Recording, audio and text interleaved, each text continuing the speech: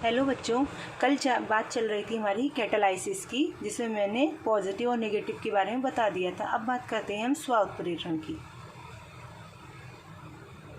स्व का मतलब ऑटो, कैटालाइसिस। ठीक, क्या होता है स्व उत्प्रेरण, और एक बात करेंगे हम प्रेरित की, इंड्यूस्ड।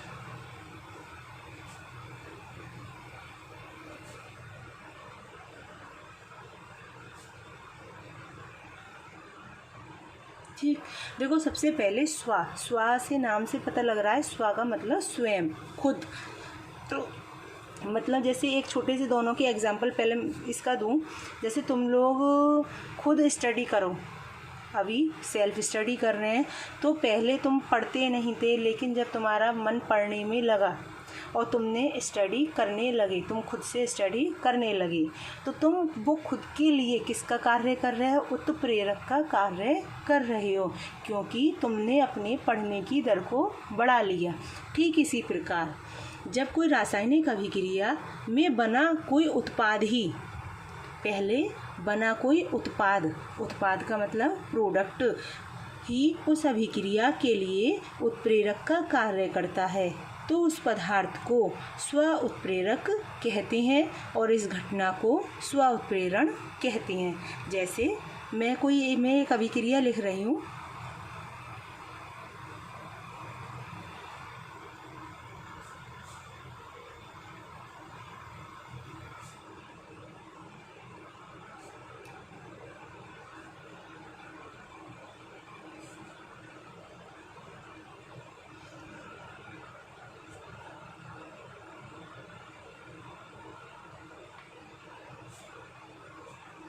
ये हमारा हो गया है यहाँ पर स्व उत्प्रेरक। देखो पहले ये वाली पोटेशियम परमैंगनेट H2SO4 और ऑक्जेलिक अम्ल एसिड, जब इनकी अभिक्रिया कराते हैं तो अभिक्रिया प्रारंभ होती है तो बहुत धीमी गति से होती है, ठीक है। लेकिन जैसे ही उत्पाद MnSO4 बनता है, वैसे ही अभिक्रिया की दर तीव्र हो जाती है। तो इसका मतलब यहाँ पर बनने वाला MnSO4 स्वयं अभिक्रिया के लिए किसका कार्य कर रहा है? उत्प्रेरक का। इसीलिए यहाँ पर MnSO4 स्व उत्प्रेरक कहलाता है और ये घटना स्व उत्प्रेरण कहलाती है। फिर से सुन लो, जब किसी रासायनिक अभिक्रिया में बनने वाला ही उत्पाद उस अभिक्रिया के लिए उत्प्रेरक का कार्य करता है, तो वह क्या कहलाता है? स्व उत्प्रेरक कहलाता है। और इस घटना को क्या कहती है? स्व उत्प्रेरण कहती हैं। मतलब तुम खुद स्टडी स्वयं से पढ़ो, तो वही क्या हो गया? तुम अपने लिए उत्प्रेरक का कार्य कर रहे हो, तो इसका मतलब स्व उत्प्रेरक, स्वाध्याय कहते हैं स्वाध्याय, स्व उत्प्रेरक। ठीक, ये हो गया हमारा स्व उत्प्रेरक। अब आता है प्रेरित उत्प्रेरण। प्रेरित उत्प्रेरण में क्या है? यहाँ तो खुद हुआ, यहाँ पर किसी से प्रेरित हो जाए। जैसे मैं एक बात बोलूँ, जैसे तुम लोग हो कि तुम्हारे पास फ़ोन नहीं है, लेकिन तुम्हारी फ्रेंड के पास मोबाइल है।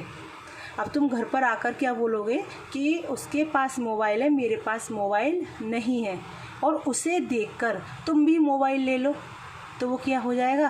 प्रेरित हो गए कि उस पर मोबाइल था, मुझ पर नहीं है, तो अब मैंने भी ले लिया, तो वो क्या हो गया? प्रेरित उत्प्रेरक। तुम उससे प्रेरित हो गए।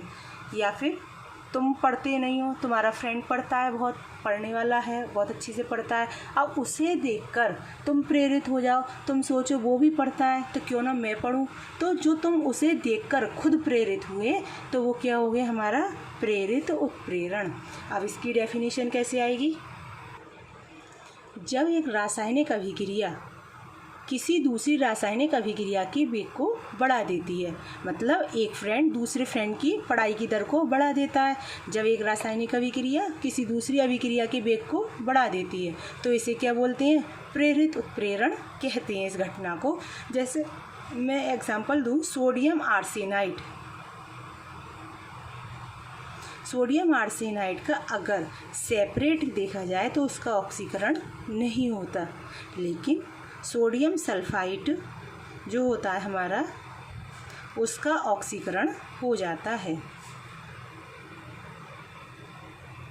सोडियम आर्सेनाइड का ऑक्सीकरण नहीं होता, जबकि सोडियम सल्फाइड का ऑक्सीकरण हो जाता है। देखो इसका नहीं हो रहा है और इसका हो जाता है।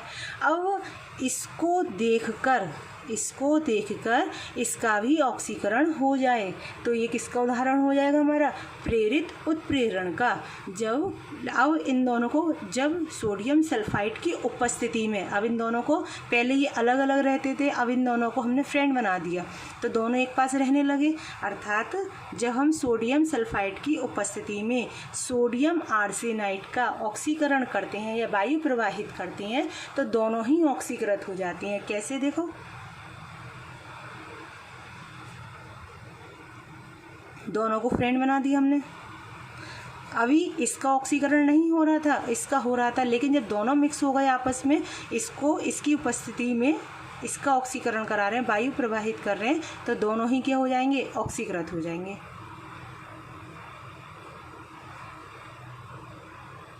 तो ये किसका उदाहरण हो गया हमारा? प्रेरित उत्प्रेरण का। तो जब एक रासायनिक अभिक्रिया किसी दूसरी रासायनिक अभिक्रिया के वेग को बढ़ा देती है तो इसे हम प्रेरित उत्प्रेरण कहते हैं। ठीक है। अब आता है नेक्स्ट, इसी में उत्प्रेरक के लक्षण, ये विशेषताएं कि उत्प्रेरक की कैरेक्टरिस्टिक्स क्या होते हैं। उत्प्रेरक के लक्षण या विशेषताएं, ठीक, क्या होती हैं? देखो कुछ तो तुम्हें पता लग गई होंगी क्या होती होंगी कि सबसे पहली डेफिनेशन में ही है कि रासायनिक अभिक्रिया के उपरांत भार तथा संगठन में कोई परिवर्तन नहीं होता। दूसरा, इसकी सूक्ष्म मात्रा ही पर्याप्त होती है, मतलब थोड़ी सी मात्रा ही लेते हैं। ठीक। और ये क्या करती है? किसी भी अभिक्रिया को, उत्प्रेरक किसी भी अभिक्रिया को प्रारंभ नहीं करते, केवल उसकी दर को परिवर्तित कर देते हैं। परिवर्तित का मतलब बढ़ा भी सकते हैं, घटा भी सकते हैं। पहला क्या था कि भार तथा संगठन, कंपोजिशन में कोई भी परिवर्तन नहीं होता। मात्रा कितनी चाहिए? सूक्ष्म मात्रा। तीसरा क्या था कि ये अभिक्रिया को प्रारंभ नहीं करते परंतु उसकी दर को परिवर्तित कर देते हैं। उत्प्रेरक विशिष्ट होते हैं, केवल कोई पदार्थ, ये नहीं है कि एक पदार्थ ले लिए सभी अभिक्रियाओं के लिए निश्चित हो गया, नहीं, हर अभिक्रिया के लिए अलग अलग उत्प्रेरक होता है। ठीक है। उत्प्रेरक रासायनिक साम्यावस्था को प्रभावित नहीं करते। रासायनिक साम्यावस्था का मतलब केमिकल इक्विलिब्रियम, ये केमिकल इक्विलिब्रियम का साइन होता है, इसको प्रभावित नहीं करते। उत्प्रेरक जो होते हैं अभिक्रिया के उत्पादों की प्रकृति में कोई परिवर्तन नहीं करते, लेकिन एक दो इसके अपवाद भी हैं, मतलब बनने वाला उत्पाद जो होता है उसमें कोई परिवर्तन नहीं करते, परंतु एक दो इसके अपवाद भी हैं।